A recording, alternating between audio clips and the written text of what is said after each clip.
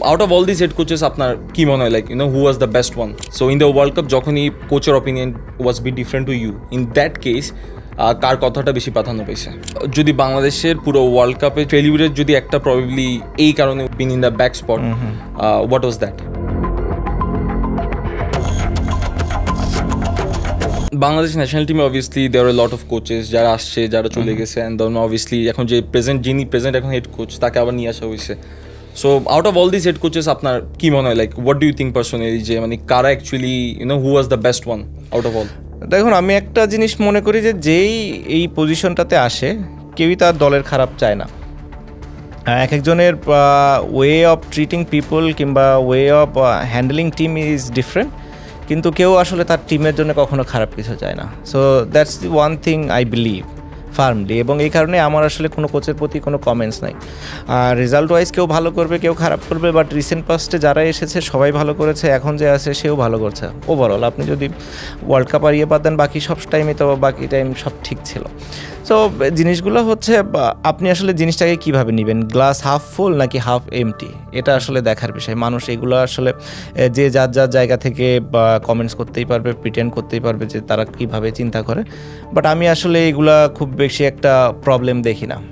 একটা টিম যখন খারাপ খেলে তখন অনেক দোষ বের হয়, একটা টিম যখন ভালো খেলে তখন মনে হয় যেন সবই ঠিক। সো এই জায়গাটাতে মানুষ ডিসাইড করবে যে তারা আসলে কোনটা চায়, কোনটা দেখতে চায়, কিংবা কিভাবে চিন্তা করে। কিছুদিন আগে ওয়ার্ল্ড কাপে obviously I think it's very common in the world, obviously দুইটা ব্যক্তির অপিনিয়ন ডিফারেন্ট হতে পারে।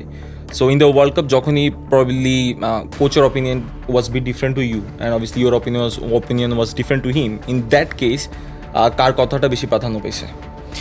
এরকম নর্মালি হয় না। হ্যাঁ, আমাদের ডিসকাশন হয় বা মতের অমিল থাকতেই পারে, বাট যখন একটা জিনিস আমরা ডিসাইড করি তখন আমরা এক। কখনো এটা এমন হয় না যে আমরা দুইজন দুই মত নিয়ে গিয়ে কোনো একটা ডিসিশন নিয়ে নিয়েছি। আমাদের যুক্তিতর্ক দেওয়া হয় এবং তারপরে যখন আমরা ডিসাইড করি ওকে দিস ইজ ইট, এবং তারপরে ওটাই থাকে। সো এখানে কোনো ওই কনফিউশনের সুযোগ নাই যে আমি বিশ্বাস করি না করি, এটা অত বেশি ইম্পর্টেন্ট না। যখন আমরা অ্যাগ্রিড টু এ ডিসিশন, ওটাতে আমরা স্টিক থাকি। ওভারঅল যদি if you have to talk about the performance, obviously যে কোনো একটা ক্রিকেট টিমের আপস অ্যান্ড ডাউনস থাকে। যদি বাংলাদেশের পুরো ওয়ার্ল্ড কাপে যদি ফেলিউরের যদি একটা probably you have to say something যে এই কারণে we have been in the back spot, what was that? দেখুন, আমি শুধু একটা জিনিসই বলবো যে আমরা সব থেকে খারাপ খেলেছি নেদারল্যান্ডের সাথে।